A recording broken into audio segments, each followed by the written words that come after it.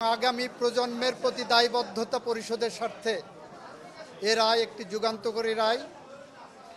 এই রায় প্রশান্তি আনবে। এ রায় ভবিষ্যতের জন্য একটি বার্তা।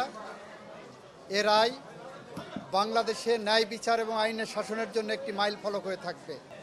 যে অভিযোগগুলো সাজা হয়েছে আপনারা শুনেছেন, দীর্ঘ আলোচনা হয়েছে।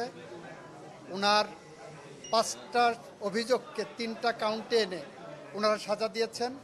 শেখ হাসিনাকে একটা কাউন্টে সুপিরিয়র কমান্ড রেসপন্সিবিলিটিতে যাবজ্জীবন জেল আনটিল ন্যাচারাল ডেথ দিয়েছেন।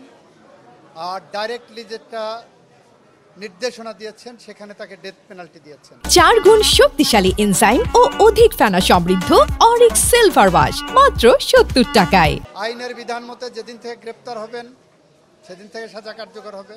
এটা রাষ্ট্র আইনিভাবে যা যা করণীয় সব করবে। একটু আপডেটটা যদি বলেন যে কি অবস্থা। রাষ্ট্র আইনিভাবে যা যা করা সম্ভব সবটুকু করবে। এই মামলায় শহীদদের পরিবারকে, আহতদেরকে ক্ষতিপূরণ দেওয়ার জন্য একটা নির্দেশনা আদালত দিয়েছেন।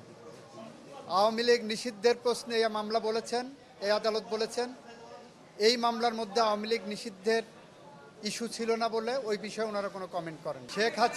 শেখ হাসিনা এবং আসাদুজ্জামান খান কামাল সাহেবের বাংলাদেশে তাদের সমস্ত সম্পত্তি ক্রোক করা হয়েছে, বাজেয়াপ্ত করা হয়েছে।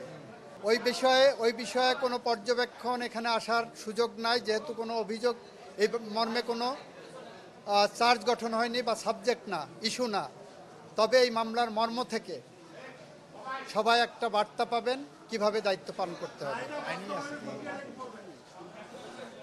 রায় বাস্তবায়ন আইনি পথেই হবে, আইনসঙ্গতভাবেই হবে।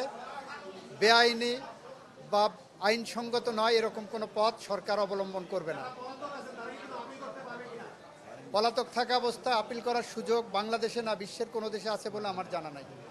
বাংলাদেশ সরকার আইনসঙ্গতভাবে যত রকম পদক্ষেপ আছে সবগুলো নেবে বলে আমরা মনে করি। সরকারের হাতে রায়ের কপি যাওয়ার পর সরকার এই রায় কার্যকর করার জন্য কোথায় রায়ের কপি পাঠাবেন, কি পদক্ষেপ নেবেন, সরকার এটা আইনি পর্যালোচনা করে সেটা নেবে।